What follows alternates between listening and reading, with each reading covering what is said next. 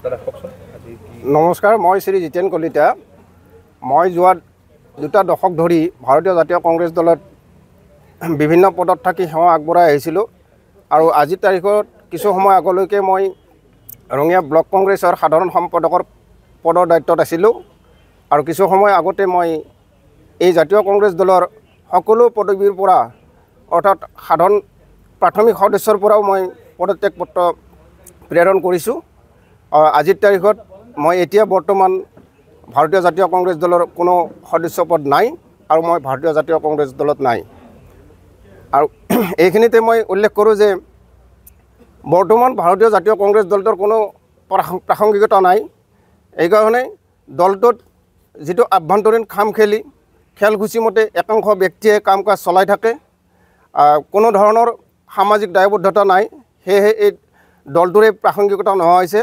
ইয়াৰ বিপৰীতে বৰ্তমান অসমৰ জনপ্ৰিয় মুখ্যমন্ত্ৰী মাননীয় ডক্টৰ হিমন্ত কুমাৰ বিশ্ব শৰ্মাদেৱৰ যি সুশাসন, মাননীয় সাংসদ দিলীপ শইকীয়াদেৱে তেখেতৰ সভাপতিত্বত যি ধৰণে দলীয় কাম কাজ চলাই আছে, মাননীয় ভৱেশ কলিতা ৰঙিয়া সমষ্টিৰ বিধায়ক, তেখেতে ৰঙিয়া সমষ্টিত চুকে কোণে সকলো পৰ্যায়ৰ সকলো নেতাৰ লগত যি ধৰণে কাম কাজ চলাই আছে, ইউনিয়ন যি ধৰণে পৰিচালনা কৰি আছে, এই আটাইবোৰ কাম কাজৰ ওপৰত মই সন্তুষ্ট ব্যক্ত কৰিছোঁ আৰু সেয়েহে মই ভাৰতীয় জনতা পাৰ্টিৰ ওপৰত মোৰ আস্থা আছে।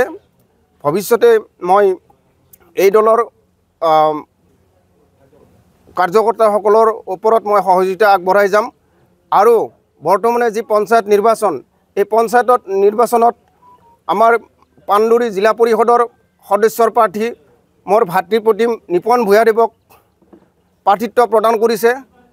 সঁচাকৈয়ে আমি পাণ্ডুৰী জিলা পৰিষদৰ ৰাইজ তথা বৈদ্যগড় ৰাইজ অতিকৈ আনন্দিত হৈছোঁ।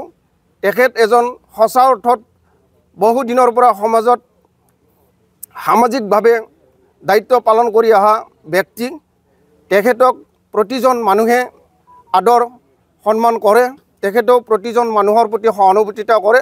সেয়েহে তেখেতক আজিৰ তাৰিখত আমি তেখেতক এজন প্ৰাৰ্থী হিচাপে পাই আমি অতিকৈ আনন্দিত হৈছোঁ আৰু তেখেতৰ হকে আমি জান প্ৰাণ দি হ'লেও চেষ্টা কৰি তেখেতক আমি বিপুল ভোটত জয়যুক্ত কৰাৰ কাৰণে আমি আগবাঢ়ি যাম আৰু ইয়াৰ ক্ষেত্ৰত সকলো সহায় সহযোগিতা আগবঢ়াই যাম।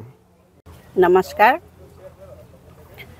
মই ভাৰতীয় জাতীয় কংগ্ৰেছ দলত 2007 চনৰ পৰা আজিলৈকে মই বিভিন্ন পদবীত আছিলোঁ, কিন্তু মই কংগ্ৰেছ দলৰ প্ৰতি আস্থা নোহোৱা হৈছে। সেইকাৰণে আজিৰ পৰা মই কংগ্ৰেছ দলৰ প্ৰাথমিক সদস্য পদো আজি মই ত্যাগ কৰিলোঁ।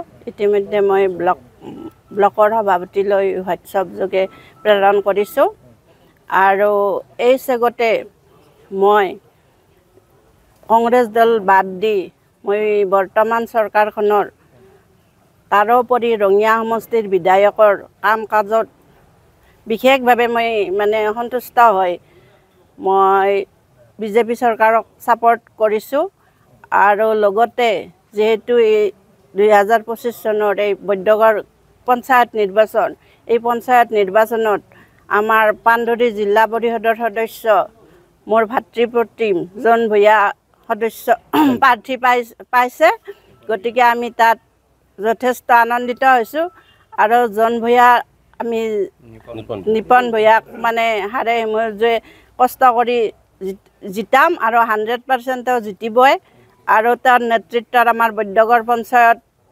বহুতখিনি উন্নত কৰিম। এইখিনি মোৰ ক'বলগীয়া। যিকোনো খবৰৰ বাবে যোগাযোগ কৰক 7099017330 লগতে 7099017110 নম্বৰত।